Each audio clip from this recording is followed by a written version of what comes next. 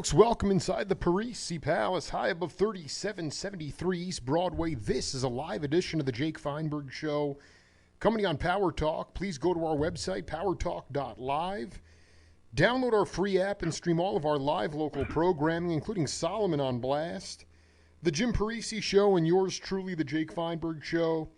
Can't thank you enough for making us part of your day today. And without further ado, I wanted to bring back a cat who was just trying to stay inside the lines of the bar lines and playing the blues and playing R&B back when playing that stuff at folk festivals back when they were getting dirty looks and being thrown out of places, and had a chance to play with the Youngbloods and Jesse Colin Young, and then went to the West Coast and did a lot of amazing stuff on his own with drummer Joe Bauer, and we just heard him playing with the legendary bassist Steve Swallow, and he's been doing a lot lately as well. Looking forward to reconnecting. Lowell Levinger, welcome back to the Jake Feinberg Show.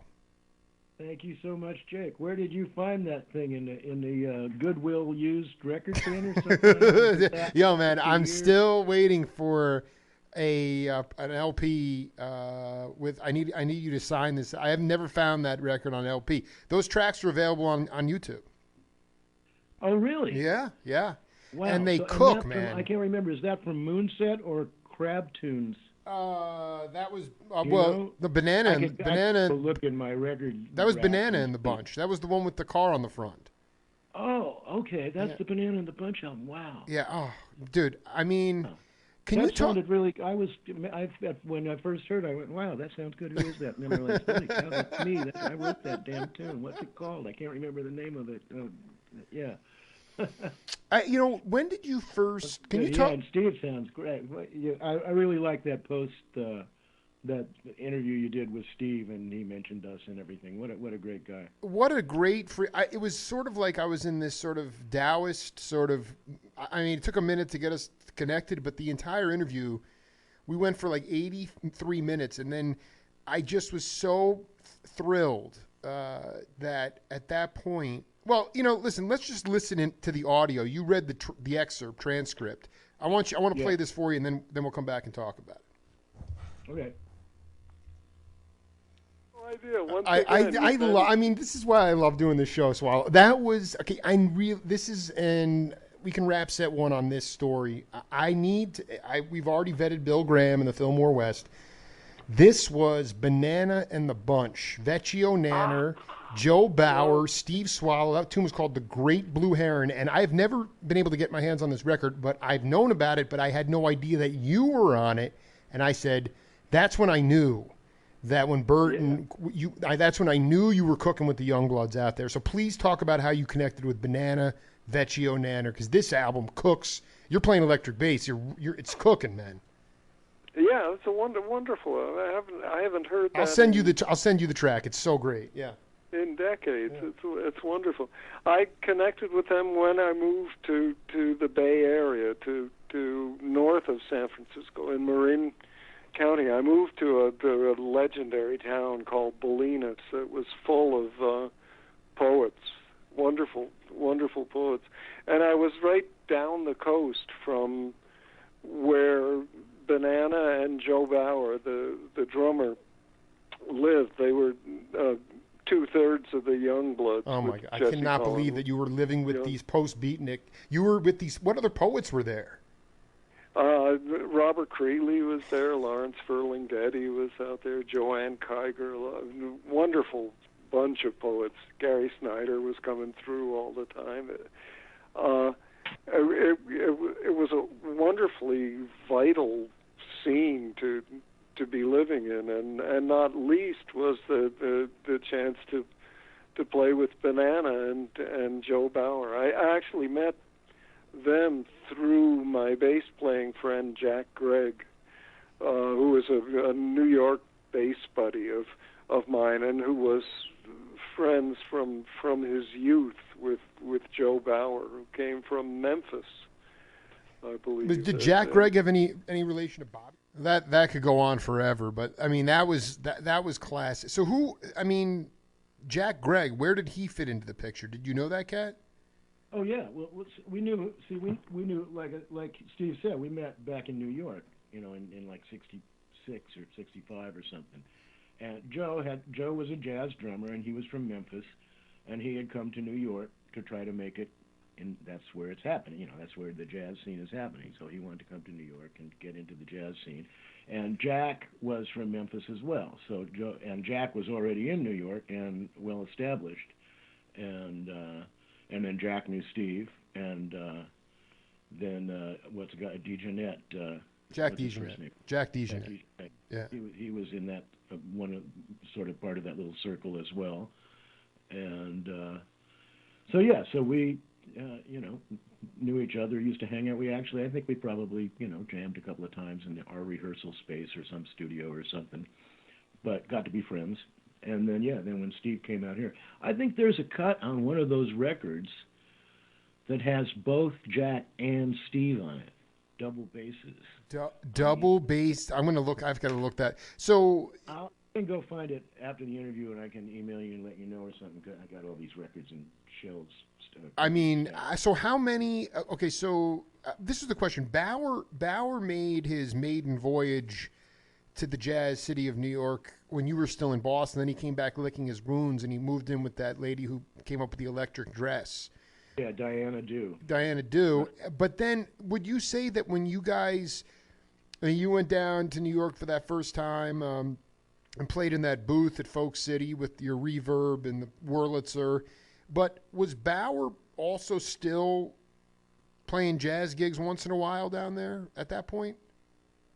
No, he had pretty much given up on New York, on trying to make it in New York, and moved to Boston. And then this opportunity came up, and he had already been with Jesse and Jerry for 3 weeks or something before I went down to join them at Gertie's. They had a gig at the Riverboat in Toronto for 2 weeks, and then I think they'd maybe done something else too. So anyway, he was, he had a gig, and that's what he was doing. He wanted the gig. So, I mean, but when you, could you talk, Banana, about really hearing Bill Evans for the first time? And, I mean, when I hear that track called The Blue Heron, there's a lot of beautiful conversation going on, but there's also a lot of dissonance and I just was hoping you could talk a little bit about if Bill was a major influence on you, or who were the pianists. All those, everybody from, Ahmad Jamal, Bill Evans, but also Ahmad Jamal, Andre Previn, and of course Oscar Peterson, and all those great jazz pianists I listened to as a kid, and they all had a big influence on me. And that little period of my life there, when Joe and I were really, doing a lot of stuff together, and so I was more jazz influenced because that's where Joe came from, and so it kind of got me back into that stuff and wanting to experiment a little bit more. I don't, have nearly a millionth of the chops of any of those heroes, jazz guys have, but I can emulate some of the voicings and whatnot that are so beautiful that they create. So it was really that period was a fun period of my life when we were kind of more into jazzy stuff and playing with other jazzy guys. But I tell you, I just did a gig on Sunday in Pacifica with Matt Eckel, who is the flute player for the David Grisman Quintet. Yeah, I know. He's a badass. Yeah, I know that cat. And and then Sam Grisman, David's son, who is maybe hell, he's my favorite bass player right now. He is great, and he also how old is he? I don't know, 30, 38, 36, something like that. Does he play upright, or what does he play? Yeah, upright, acoustic, yeah. Wow. He's been playing acoustic bass since he could play a 1/4 size bass, when about 5 or 6. I've known him since he was born, and he's just great. But he is really influenced by Niels Henning Orsted Pedersen and Ron Carter and the great jazz bass players. He's listened to a lot, being in his dad's house his whole life. And he has become an incredible bass player, really flexible, not only, can he play Django and jazz and dog music and that stuff, but he really knows bluegrass, which is, you know, if you don't really know bluegrass, it doesn't sound right when you play it. So with my repertoire, it includes all that stuff, you know, blues and bluegrass and jazz and everything. I just go through whatever songs I feel like singing at the time, and they go through lots of genres. I make my choices basically on lyrics. I like to tell stories, but that includes lots of genres. And these guys, Matty and Sam, it was great. I mean, we went all over the place. And so I'd never tried that configuration before with me and my 5-string tenor guitar and a flute and a bass. But it worked. It was really fun. We're going to do it again. No traps at it? There was no traps? No, just a trio, just acoustic. Yeah. And I love that. Talk about a difference between that show and Little Steven's show. Oh my God. Can you talk? You know, here's the thing. That to me, could you explain how you guys connected or potentially reconnected? That was quite enlightening to see that you join him. You guys, me and Steven? Yeah. Oh, I got this gig at the Newtoden, Norway Blues Festival. These guys, they do this town. Newtoden is amazing. It's a town that was saved by the blues in Norway, and it's kind of a long story, but to be brief, it's this beautiful little town in Norway that sits where these two big rivers come into this lake, which turns into a fjord, which turns into a bay, which turns into the ocean. And there's all these waterfalls and all this water flowing down. And right about the turn of the century, not this one, the one before this, the 20th century. Yes. They discovered, you know, that you could use this water power to generate electricity. And then at the same time, this guy discovered how to extract ammonia out of the air using massive amounts of electricity to charge it somehow or something or other. Anyway, and that would enable you to make fertilizer. This area became huge, supplying fertilizer to all of Europe and Russia and everywhere, and also starting to get industrial factories going with also all this power, making steel and making all kinds of stuff. So it was kind of this booming little area in Norway. And then after the Second World War ended, things boomed for a little bit and then started going down as international trade developed and other countries began doing the same things that you could do in Norway, you know, making steel and making fertilizer, et cetera, et cetera.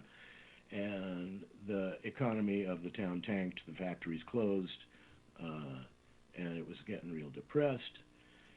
So this is about 1970 or something, and these young businessmen who happen to be blues fans see that blues festivals are happening around Europe and think, maybe we could just, you know, do a big blues festival every year and turn the town into a blues festival location, get really good artists from the States and all over, and they went to the bank, and the bank bought it for some reason and loaned them the money to do it, and wow. They did it, and it was a huge success. And the next year it was even huger. They got even better artists. They got all this notoriety, and within a few years they were one of the most revered blues festivals in Europe. And so the year I played it, last year was the 30th anniversary. The year I played it was the year before. But anyway, so they got a hold of my, that black CD with all the blues on it, and really liked it. And the guy who was booking the festival happened to be an old Youngbloods fan as well. So they offered me the gig to play there. It's in August. It's the first weekend in August. And they said also part of the festival is partially state-sponsored, and they want interaction between Norwegian musicians and international musicians. So what would I think if they got a blues band together for me to play with?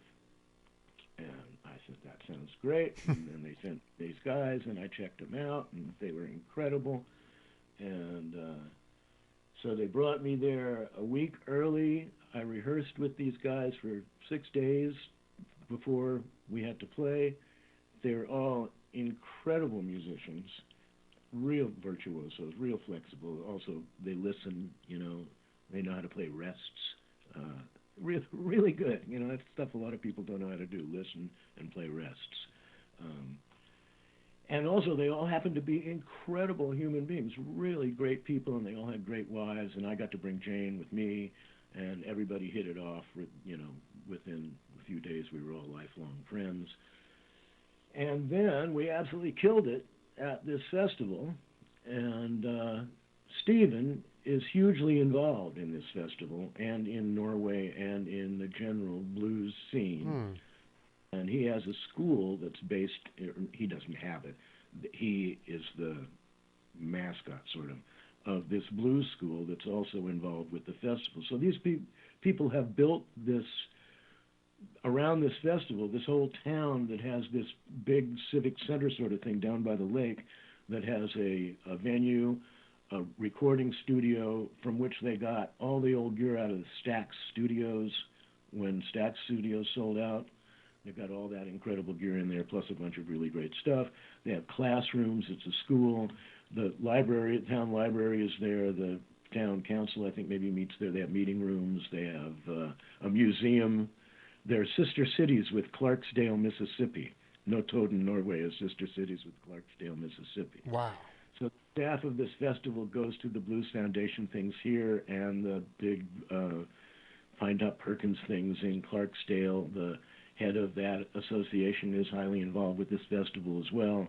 So is Stephen. Stephen was giving out the awards of the year that I played, 2016, and it turns out that my lead guitarist got the Best Guitarist of the Year award. It was amazing. Anyway, so Stephen and I hit it off. That's the first time I've ever met him. But we hit it off, you know, like two old crumbs in a toaster. And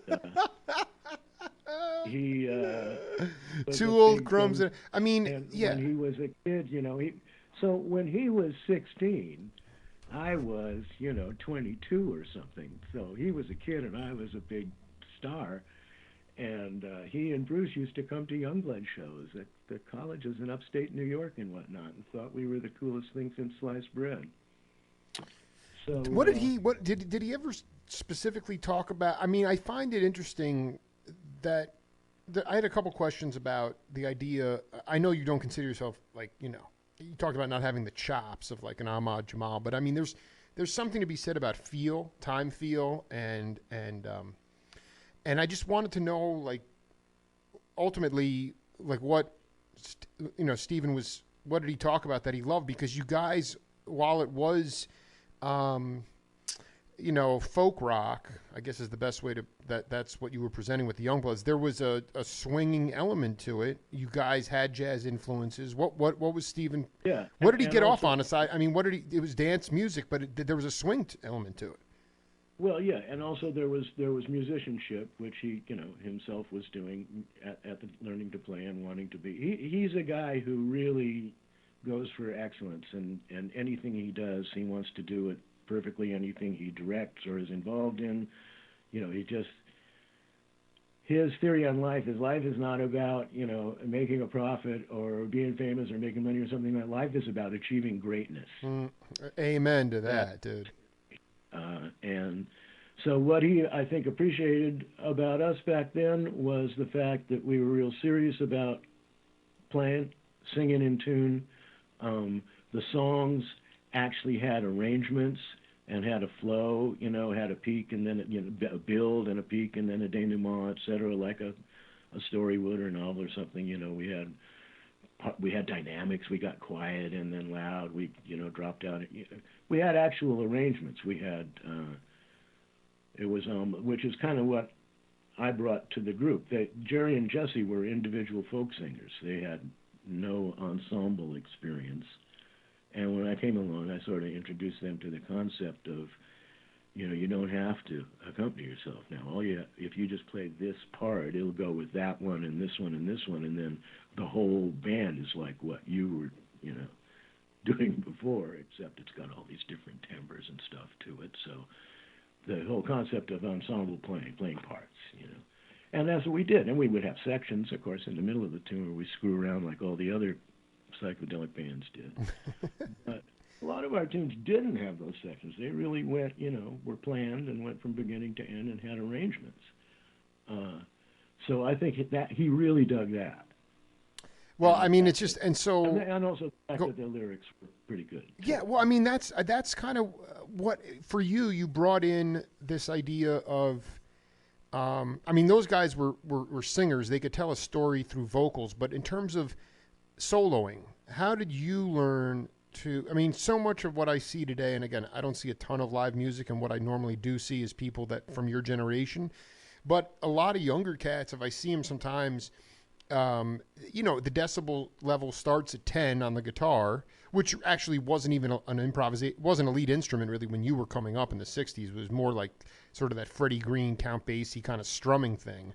But ultimately, the decibel level starts at 10, and it never changes. And I just wanted, ultimately, there's really no beginning, middle, and end to the solo. There's no story. How did you learn to tell a story in improvisational, on the piano or guitar? Well, I mean, I've listened to all this music since before I can remember. Listening to classical music and Broadway show music and jazz and hillbilly and race and all that stuff. And again, like you say, that this business of having endless sustain on your guitar and being able to just play, endless sustain, being able to bend a note up a whole tone or two whole tones way up high and have it just continue to sustain, that can't be done on an acoustic guitar. All the bending and stuff can't be done on a piano. You can do it on a horn if you got enough wind. But it's a different sound, and it's the speaker distorting and everything. And I never really learned how to do that very well. I can't really, I don't, and also I never, pedals and all that stuff was always kind of too much hassle for me. I just plug my guitar straight in. So yeah, I tend to be more note passage oriented rather than lots of sustain and bends and effects and stuff. So that's a different approach to soloing than being able to go, really high, really lots of sustains, bending these notes over these wide ranges and with lots of vibrato and everything. That's not really my style. No, absolutely not. The other thing, I mean, I did want to just get this on the record because you have your hand in all these cookie jars, even presently. I mean, it's just such a lift to be able to produce authentic music that's moving, that touches people's hearts. People can dance to it. And I did want you to talk about, you talked about being in this scene with Dejanette and Greg and Swallow, but then you guys wound up, or at least Bauer wound up producing an album by Kenny Gill. And I was hoping you could, who is that cat? I mean, none of those tracks are available online. Again, we met him, in New York, and he was in this whole scene of all these really pretty far out jazz musicians. Those guys were way farther out than Swallow and Dejanette and those guys. The Kenny Gill scene was pretty avant-garde, but I just want to say, I want to be clear that his piano playing was just so cool, so clean, and so different and interesting. And then we had this deal, we could make records of anybody we wanted to. That was the deal we cut with Warner Brothers. How did you make that? What was the deal was separate from anything the Youngbloods were doing? No, it was the Youngbloods. The Youngbloods had this big hit record in 1969, right? And a million-selling record. And right about then, the contract was up with RCA. And Warner Brothers figured, geez, look at these guys. They play great and everything, and they're touring, starting to be more and more popular and be able to tour all over the place, and got this hit record. And it's pretty obvious it's a no-brainer. They're going to have more, and so what do they want? And carte blanche. I love it, dude. What we really want is our own record label, and wow. We want to be able to make records with people that we discover, and then we want all this money, and they said, well, okay, if you give us, a couple of albums a year, then you can make up to, I think it was a half a dozen other albums a year or something. And yeah, you can build studios and record your stuff there. And yeah, so that was our deal. So really, Racoon Records was kind of a production company. But Jesse had Studio A up at his house. I had Studio B at my house here. And we made these records. So some of the Kenny Gill record, though, was actually made in the studio in New York. Was that a Warner Brothers studio? Yeah, well, I'm looking here. The label was definitely Warner Brothers. It was Racoon number 5. Yeah. I just want to say that I've interviewed the entire rhythm section. Stafford James and Norman Connors are both dear friends of the Jake Feinberg Show. I just love. How did you choose? I mean, Bauer was in. You guys were hanging out at like Slugs. Yeah, Joe was much more into the scene than I was. He was more deeply involved with all these guys than I was. But we recorded it together and co-produced it together. And but yeah, Kenny and Joe picked those guys. Oh. I mean, this is... I had never met him before until I got to the studio. Bob Berg and Carlos Garnett on saxophone. So Carlos, Jesus, man. Yeah, I mean, I haven't... I don't know if he might still be around, man. I haven't gotten to him yet, but I mean, Stafford, this is like spiritual. Was it really free, or was it just more... It was totally... It was free. Totally free. Barely anything, talked about. They just played. I mean, they had a basic, theme. Kenny had a basic theme that he started and ended with, but and maybe you and Sam and was recorded at my mom's house on her Steinway.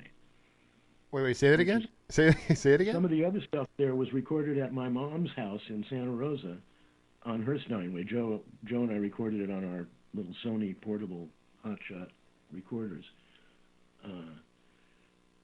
Yeah, so some of it was recorded in New York, some of it was recorded here at Studio B in Inverness, and some of it was recorded at my mom's house. Could you just talk a little bit about that time? What other kind of music, being that you really loved all music, like what other albums you cut for Racoon? Yeah, well, I was doing the bluegrass albums during that time too, with High Country. High Country. There's a Racoon number of something and something or other, but we did two bluegrass albums with the band High Country, Butch Waller's band. Wow. And those albums, that first album, it's Warner Brothers Records, right? This bluegrass record, California bluegrass record, comes out on Warner Brothers Records, and it got, distributed and picked up overseas and whatnot. It never sold a lot of records, but it made a name for High Country, and it really kind of introduced California bluegrass to the national and worldwide scene. Okay, so you're regional. Can you humor the audience and talk about the regional sounds of California bluegrass as opposed to what was going on around the Mason-Dixon line, or maybe in Vermont? Well, California bluegrass just kind of has a different sound and feel to it. This guy Keith Little kind of embodies it. Who is the guys? Why can't I think of the name of these guys from the Foothills that he played with? Brothers. I just want to read off this. We're going to play a clip off this. We got Sneed Hearn on fill, Elon Feiner on bass, Bruce Newerov on banjo, Ed Neff on fiddle, mandolin, vocals, Chris Boutwelth on guitar, bass, and vocals, and Butch Waller on. I mean, this is produced on Racoon number 11. I mean, you guys had some lift. I mean, really, you were cranking, and at the same time, you were still cranking Youngbloods records out at those times. I mean, did you ever have a hit as big as the one you had in '69? Oh no! See, again, Warner Brothers thought that this was going to make them a ton of money. Right. Wound up costing them a ton of money. Got all these records that sold like 5,000 copies. Oh man, I want to read. Banana. I want to read you a quote from the great drummer Albert Tootie Heath, then I want you to riff on it as how you came up. He said, "I once asked Charlie Parker what he practiced. He told me he listened to the radio, and what was ever was on there, you play with it, and you figure out what key it's in, and you play with it some more. And once you've done that, you've crossed styles, you cross tonalities, you cross every element possible in music. I think that's very true. I don't tell kids to practice what they hear on the radio today because they don't really listen to the radio now. Everything's online. They don't have the variety. Either you're listening to hip hop or you're not. Justin Bieber and those kind of people present another kind of music that young people are interested in because it's attractive in the money that they make doing the music. They don't make any money imitating Ornette Coleman or John Coltrane. That's artistic. They don't make money doing that. And when you talked about Steven coming to see you guys and also being his whole mantra is about burning and carving a legacy and making history and not about the money. So just take the first part of it. Did you, being that you didn't have rewind buttons, did you try to put on the radio and listen to all kinds of music and do that kind of Parker, that crossing of genres so that you could play every song or most standards in every key? Yeah, but I couldn't play every song in every key. Like, tell me. I know you're. I'm not trying to make you out to be Bird, but I'm just saying, what were you? How did you do? Was that the similar thing that you did? You turn on the radio. I listened to the radio. I listened to the hit parade and all that stupid stuff, and But every so often there would be something cool. Actually, like "Come On to My House" by Rosemary Clooney. Talk about a cool record. So every so often there would be something on the schmaltz-oriented hit parade that was cool, and it was nice, strong stations. But also I tuned in, at night to the country stuff that were weaker stations, and then when I discovered again KDIA in Oakland, I listened to that all the time. And then my mom was a musician, and we had all the Broadway musicals, the records from that, and then also records of quite a few symphonies and stuff like that too. And I got dragged to the symphony a lot, and so I listened to all kinds of stuff, but I only tried to play the stuff that I really liked, and then I only succeeded in playing the stuff that was fairly easy. Well, with the KDIA, you were getting off on Johnny Talbot and the Fangs. KWPR before it became KDIA when I first was listening. But that's more soul R&B. Yeah, absolutely. It was all soul R&B, blues R&B, and soul. And I think I've told you in the last interview, I would hear stuff on that, and then I would go down to Stanroy's, the music store, and say I wanted to buy that record, and they would say, "We never heard of it. We don't have it." You have a Schwann catalog, right? Yes. Okay. Can get it out, and I'll find it. And they would get out the Schwann catalog, and I would find it and show it to them, and then, okay, RS 3229-6, whatever, and they could order it, and then 2 weeks later it would be there, and so you could order Jimmy Reed albums like that. Talking to Banana, Lowell Levinger on the Jake Feinberg show. Where do you? So you play. I wanted you to address the second part of that question though, where we have younger cats, not necessarily Sam Grisman or who's more of a Gen Xer like myself, but younger cats who are going to see quote unquote pop music and they're seeing it for fame and fortune, not for quality musicianship, not for longevity, not for making people feel good or dance, but just because of the fame and the fortune. I mean, what is your advice to cats out there today who, about how, it was so different than how you guys wanted to live and live well, but I don't think, I think you'd be the first to say it was about making really good music that told a story, that swung, and if it wound up being a hit, that's great, but that was really secondary to the quality of the music.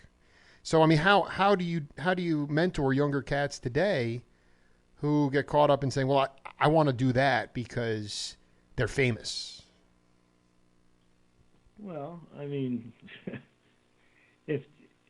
if you want to do it because they're famous, then you have to find a hook or something, or you know, the right clothes and something weird, you know, that's different about yourself, that has maybe some part of your anatomy. I don't know.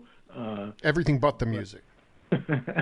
And then if it's the music, you know, that's turning you on and that you want to do, then you just have to do it. And Sam, you know, for the last 15 years, taking Sam as an example, he's gone to shows and whatnot, but he doesn't go to shows that, you know, because they're famous. He goes to shows because the music is really cool.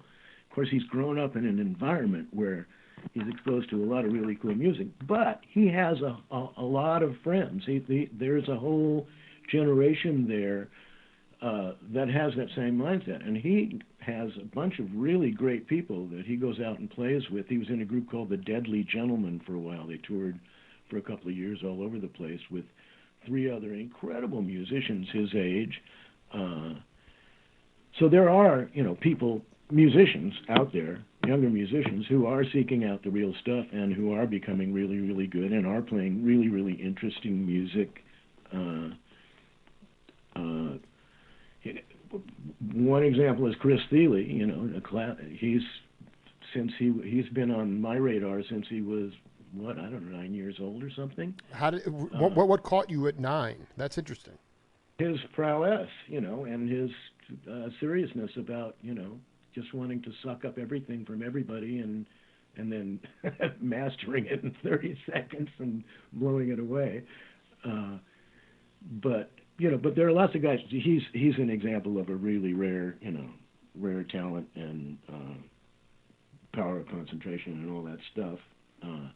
But there are a lot of guys, you know, like the guys that he played with in the other band with Sarah, what's her name, Watkins, and I can't think of the name of their band. Anyway, but that whole kind of generation, and even a little younger, includes a lot of really great musicians who are seeking to play, you know, with dynamics and play perfectly and play inventively and play stuff that's not pablum or pop or whatnot, that's interesting, that has form,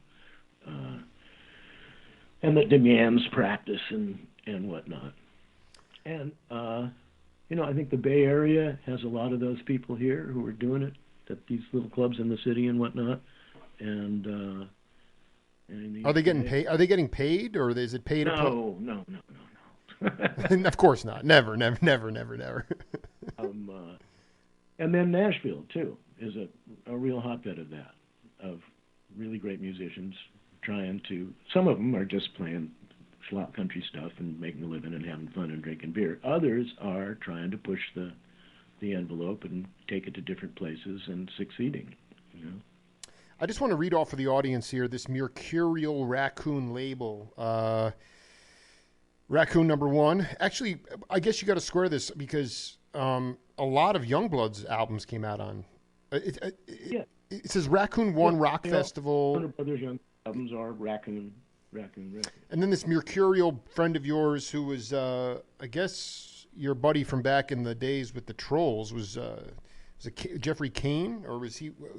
No. He was from out here. I mean, we first got involved. He maybe was from. Yeah, he was from back there or something, but we never met him until we got out. I'm sorry, Michael Kane was your buddy. Oh, Michael Kane, yeah. No, but Jeffrey Kane, this is number 2 was... Michael Kane and Rick Turner and I met the first day of freshman orientation at Boston University. I love it. My alma mater. Oh, really? Oh, absolutely. You know, this is, so we had... So as you know, then when you first get there, they bus the whole freshman class somewhere or other, but this time it was out to Swampscott. A lot's changed since that. I think I was there in the late... You know, and it was like, I don't know, 3,000 kids or something. Right. Being bused out to this Swampscott resort, and you get lunch or something, and then it's orientation. And they pass out beanies. You're a freshman. Everybody has to wear a beanie. It's mandatory. Well, there were 3 guys out of all these kids who were not wearing beanies, who refused. Me, Michael Caine, and Rick Turner. Rick Turner of Alembic and Turner Guitars. Wow. He's super famous too. Anyway. Wait, hold on. I mean, yeah, I think I'm friends with him on Facebook, actually. That's insane. Okay, so here are these three kids without beanies. We, of course, have never met. One of them's from Marblehead, Massachusetts. Another one's from Long Island. Another one's from California. But we see, we gravitate towards each other, introduce ourselves to each other. Every single one of us is totally into Leadbelly, Odetta, Pete Seeger, Sonny Terry and Brownie McGee, Lightning Hopkins. We all, what do you got, three? All three of us, not wearing beanies, are all totally into all that stuff. Of course. We're still, Rick lives down in Santa Cruz. Michael lives over in Point Reyes. Yeah. So, we went through life together from that point on. That was the first banana in the bunch. Did you you lived down the coast from Swallow, but did you wind up engaging with some of those amazing poets that were out in Bolinas at that time? It was kind of magical. But there were a bunch in Inverness too, and the two communities kind of intermingled together. But I was good friends with Robert Bly, who lived right up the street. Wow! Can you talk about how that impacted? Just what I mean. You almost sometimes in the way you tell your stories have a certain cadence, speaking wise. How much were you impacted? Those cats. I don't know if we'll ever see people like that again, man. They were really, really out hip people. And what kind of impact did those guys have on you? I read their stuff and appreciated their philosophy and whatnot, and agreed with their points of view pretty much. What was it? Could you just talk to the audience about just a little bit about what their philosophy was about life? Well, that things should be fair and just, and that there should be social justice and equality, and that everybody deserves a fair shake, and this basic, and that there is probably some sort of cosmic something or other going on somewhere that we don't understand. That who knows, and that details are worth observing.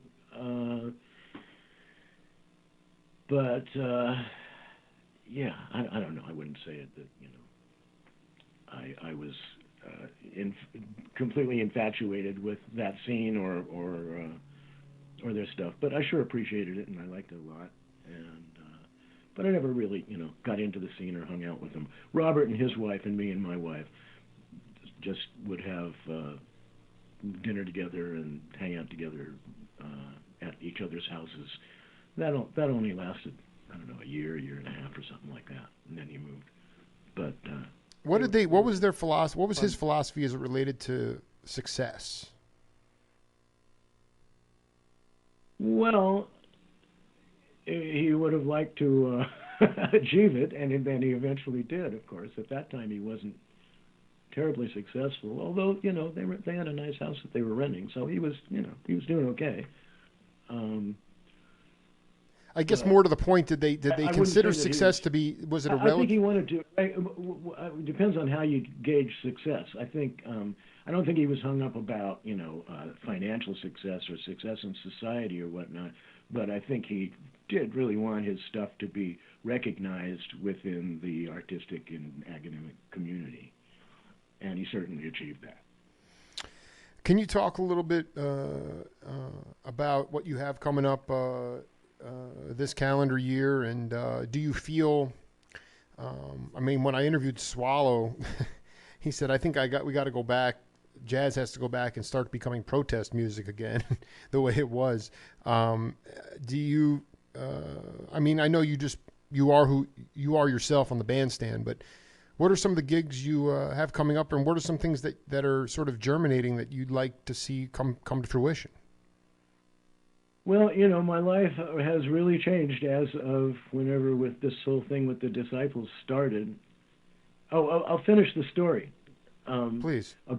So Stephen and I hit it off, whatnot, become friends. He comes to the shows, really digs what I'm doing, and love the band, my Norwegian blues band. The Euphoria Five is what they're called.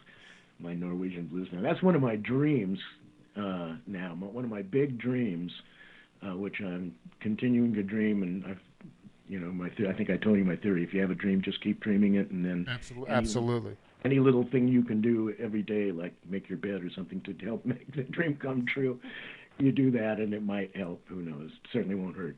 Anyway, so one of my big dreams now is to tour Europe with the Euphoria Five, this great band of Norwegian musicians. But I don't know when that'll happen, if or when that'll happen.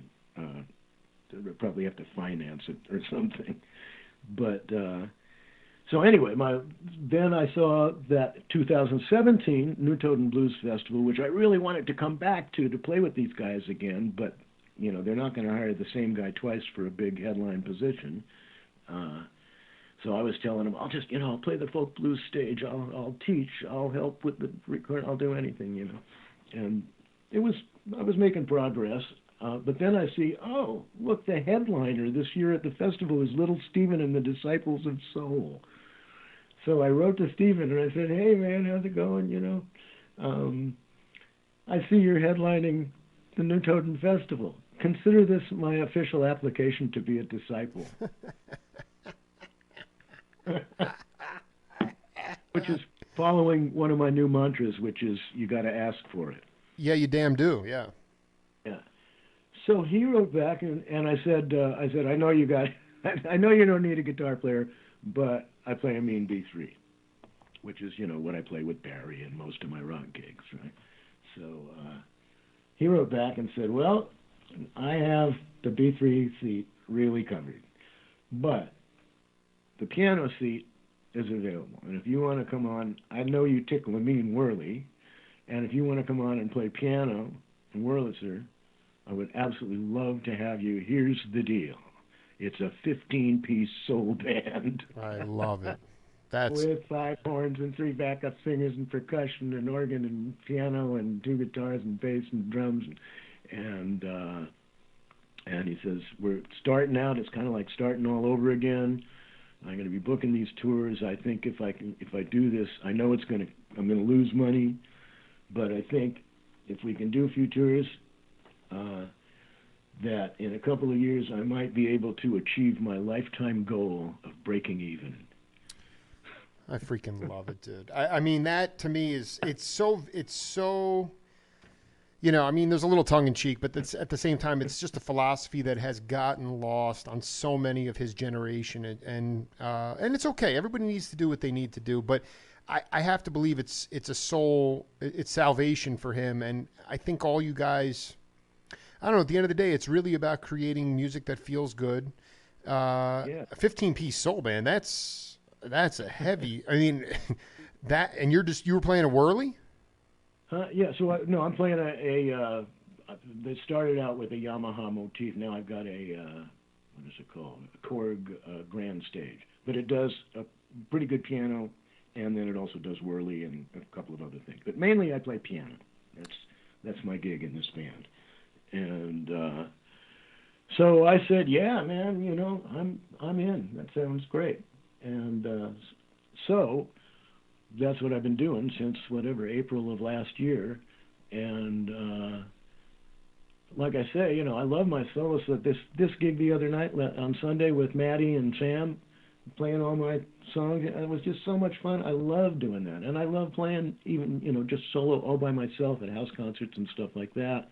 And I love my little, scene that I've gotten going of me playing with various other people in the UK and Italy and Norway. But for now, all of that is just kind of in suspended animation because I have the opportunity to do this thing with Stephen, which really is achieving greatness. It really is excellence to, a high degree, from the, what you wear to the rate that the curtain rises as the first 2 bars are being played of the opening number. Everything is worked out. Everything is meticulously arranged and really fun to play. And everybody in the band, talk about guys, younger guys who have come up listening to everything and becoming virtuosos. These guys they're not all younger. Me and Ron Tooley, the lead trumpet player, we're the oldest guys in the band. We're just a couple of months apart. And man, talk about a virtuoso, Jesus. That guy. Well, everybody in the band. That's the thing. I've never been with a group like this that has such excellence in its musicianship. Every single person in the band, and the crew for that matter, is incredibly talented, incredibly hardworking. The work ethic is really there, incredibly strong, incredibly supportive of everybody else. It's a team. Incredibly simpatico. It's a family. But it's not, most bands, a huge percentage of bands that I've been in over my life, operate like dysfunctional families. Right. This band operates like a functional family. There's no drama. There's no prima donnas. There's no bitching and moaning. Nobody's late. Nobody doesn't have the right black socks or what, I mean, it's everything is, and he knows exactly what he wants to hear. He knows every note that he wants to hear. He knows how everything he wants it to look. He achieves it by working with everybody as long as necessary to get it the way he wants it. He does it patiently. He does it kindly. He never becomes pissed off or yells or acts like an asshole. And he gets what he wants. And if he isn't getting what he wants, you're gone. It's as simple as that. Are you still at Grandpa Banana? Is that a good email to reach you on? Yeah. Okay. Well, I'm gonna listen. Actually, the best email to reach me on is banana@lowelllevinger.com. Okay. Well, listen.